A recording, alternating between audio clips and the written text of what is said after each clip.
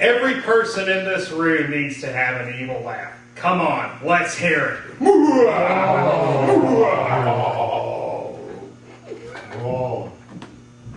Fellow Toastmasters, guests in spirit, El Presidentes, Generalissimos, dictators for life, and assorted criminals. My name is Bruce Dastardly, and I am with Doom Tech Incorporated. We have been serving villains since 10,000 BC. You know some of our clientele: Attila the Hun, Genghis Khan, just to name a few. We even tried to recruit Caligula once, but he had a mental breakdown and just went crazy. What do? What services can Doom Tech provide to you, the 21st century villain or villain-to-be? You all know the history, particularly in the last 40 years. We've recruited some pretty good villains. Auric Goldfinger, Dr. No, Ernst Stavro Blofeld. They all had fatal flaws, however. And tonight, I am going to empower every single person in here to be the best villain you can be. Yes, tonight, I will give you my 3-step plan, guaranteed and marketed by some of the best villains known to mankind today, and tell you exactly what you need to do in order to succeed. First, you must have an absolutely great lair or hideout. Every villain needs a good place they can call home. They can come back to and be comfortable, especially after pillaging, killing, and yes, hatching the occasional plan for world domination. Every person needs a good place to hang out. We all like a place that we want to be on the go. It's no different for villains. Some recommendations, though. First, don't choose a volcano. Please do not choose a volcano. We told Blofeld one time not to do this in Japan, but he just didn't listen. He let a special ops team headed up by none other than 007 crawl down through a volcano and shoot up the joint. What kind of example is that? Don't choose a volcano or pretty much any natural feature that happens to distinguish itself. Like we told Dr. No not to pick that Crab Key location, but he just didn't listen. He had to pick a bauxite mine and turn it into radioactive wasteland. Ill-advised. So choose a lair that is perfect for you and that can accommodate your needs and ambitions, not just to dominate the world, but provide for some creature comforts. Everybody likes a Barca lounger.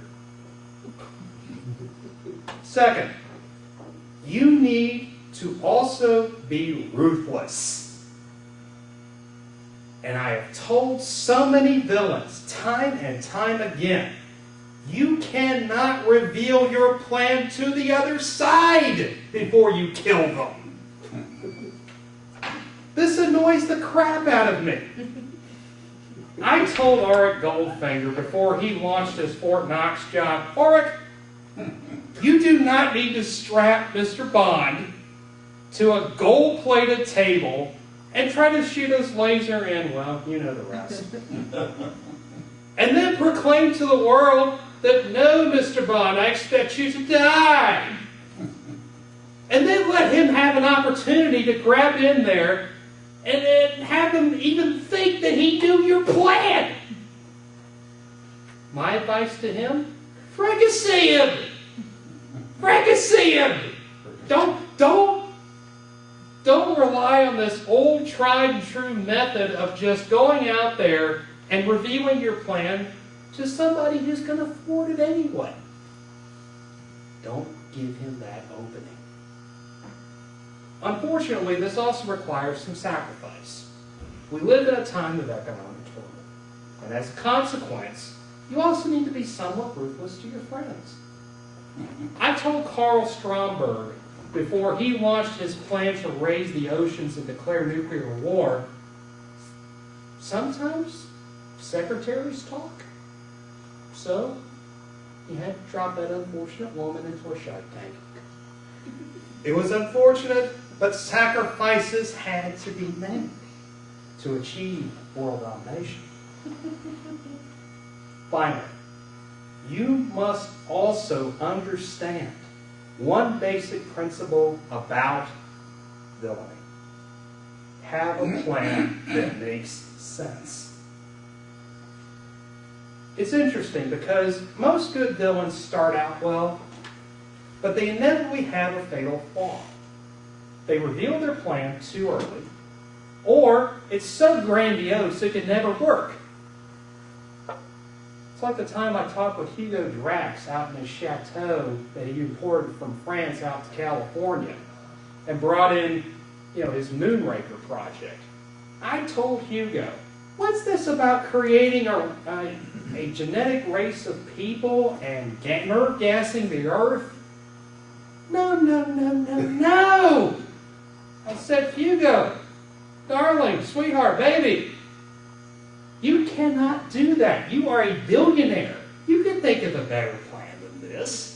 You know the Marines are going to come up there. You know 007's going to get involved again. This guy has been a thorn in our side for over 30-something years. We cannot let this continue.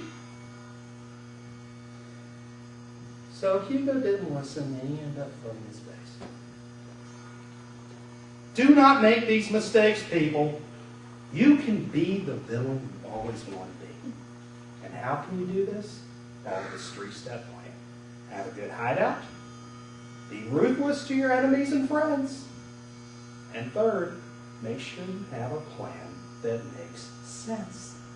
If you do this, you will be remembered as heroes because you will write the history.